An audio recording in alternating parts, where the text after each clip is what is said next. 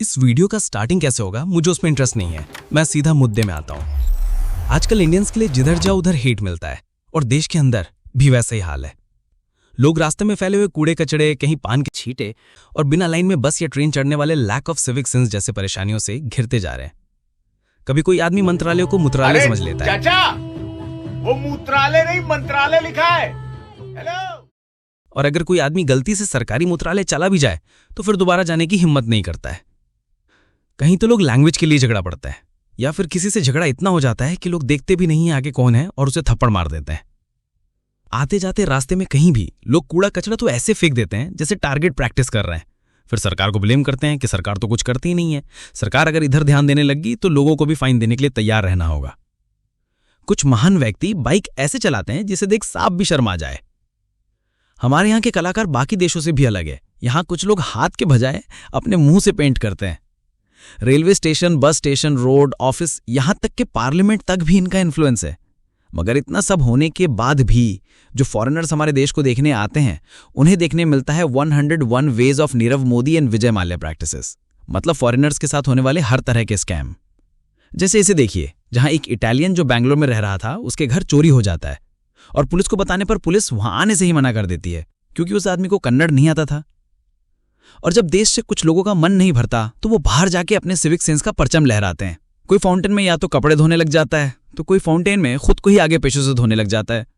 इन लोगों को देखकर फॉरेनर्स का पब्लिक परसेप्शन अपने आप खराब बन जाता है, जिसके कारण से कुछ जगह इंडियंस के आने में ही बैन लग जाता है या फिर उन्हें ही शक की नजर से देखा जाता है। जैसे कि ये महिला जो वॉलमार्ट में 7 घंटे से घूम रही थी। अथॉरिटी को इस पे पहले से ही शक था और ये शक यकीन में तब बदल गया जब ये बिना पे किए बाहर जाने लग गई।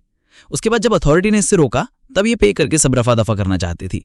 ये काम पहले ही कर दी थी तो ऐसा नौबत ही नहीं आता। फिर जब जमीन से लोगों का मन भर जाता है तो लोग आसमान में चले जाते हैं। मार्च 2025 को शिकागो टू दिल्ली जाने वाली फ्लाइट के टॉयलेट्स क्लॉग हो गए थे और कारण ये था कि लोगों ने टॉयलेट्स में प्लास्टिक बैग्स और कपड़े फ्लश कर रखे थे। ऐसा करके टोटल 8 टॉयलेट्स 12 में से क्लॉग हो गए थे।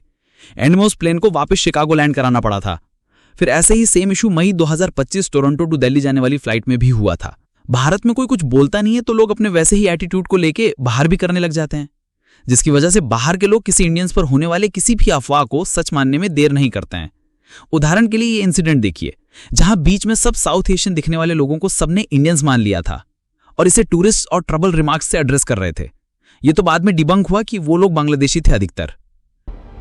अब तक तो ये सब बात एज एन इंडियन सुनकर काफी बुरा लगा होगा और पता नहीं कितने लोग इतना सुन भी पाए होंगे, पर असल में मेरे वीडियो बनाने का भी यही मोटिव था कि लोगों को पर्सनल लेवल पर थोड़ा बुरा लगे, क्योंकि हम लोग कुछ करते नहीं है जब तक पानी सर के ऊपर से न चले जाए। आगे बढ़ने से पहले मेरा एक सवाल है, क्या सिविक सेंस को फॉलो करना सिर्फ किसी एक आदमी की जिम्मेदारी है या फिर आप, मैं और पूरे समाज के लोगों की भी उतनी ही जिम्मेदारी होती है? सिविक सेंस पर गवर्नमेंट के एग्जिस्टिंग लॉस तो ऑलरेडी हैं, पर ऑन ग्राउंड उसका कोई असर नहीं है। इसलिए अगर लॉस को ही और स्ट्रॉन्ग कर दिया जाए तो आधे से ज्यादा प्रॉब्लम वहीं खत्म हो जाएगा। खैर, लैक ऑफ सिविक सेंस की प्रॉब्लम को 3 लेवल फ्रेमवर्क से ठीक किया जा सकता है। 1 individual level, 2 society level and 3 government level. सबसे पहले इंडिविजुअल लेवल पर सबको सिविक सेंस अपनी आदत बनाना होगा। सिंपल चीजें जैसे कि लाइन में लगना, डस्टबिन में कचरा फेंकना, ट्रैफिक रूल्स को फॉलो करना। स्कूल, कॉलेजेस और यूनिवर्सिटीज में हर महीने एटलीस्ट एक क्लीनलीनेस ड्राइव किया जाना चाहिए। दूसरे स्टेप में समाज का कलेक्टिव एफर्ट की जरूरत है, जिसमें लोकल सेलिब्रिटीज, राइटर्स, स्कॉलर्स और इन्फ्लुएंसर्स को अवेयरनेस ड्राइव्स में इन्वॉल्व किया जा सकता है। जो इंस्टीट्यूशंस या लोग सिविक सेंस का एग्जाम्पल सेट करते हैं उन्हें ओपनली रिवॉर्ड या रिकॉग्नाइज करना चाहिए। धार्मिक स्थल जैसे मंदिर, मस्जिद, गुरुद्वारे और चर्च में भी लोगों को इस बात का याद दिलाया जा सकता है कि साफ सफाई और पब्लिक प्रॉपर्टी की रेस्पेक्ट भी भगवान के सेवा का ही पार्ट है।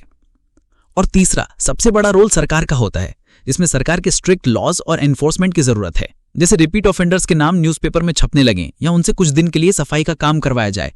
वर्किंग क्लास के लिए सिस्टम हो जहां रिपीट ऑफेंडर्स को वार्निंग और फाइन मिले, और फाइन का अमाउंट सैलरी से डिडक्शन के बजाय सिंपल पेनल्टी या रिकॉर्ड नोट में ऐड हो जो फेयर हो। ये सब एक्शन से ग्रास रूट लेवल पर तभी चेंज आ सकता है जब गवर्नमेंट इसमें इंटरवेन करेगी, क्योंकि गवर्नमेंट के पास प्रॉपर मशीनरी और रिसोर्सेज हैं जैसे कि पंचायत, म्युनिसिपैलिटी और वार्ड ऑफिसेज। यही बॉडी लोकल पॉपुलेशन को डे टू डे लाइफ में मॉनिटर कर सकती है। लेकिन असल सवाल यह है कि क्या हम तभी सिविक रूल्स को फॉलो करेंगे जब सरकार ऐसा रूल लाएगी, या क्या हम तभी सुधरेंगे जब प्रधानमंत्री लाल किले से घोषणा करेंगे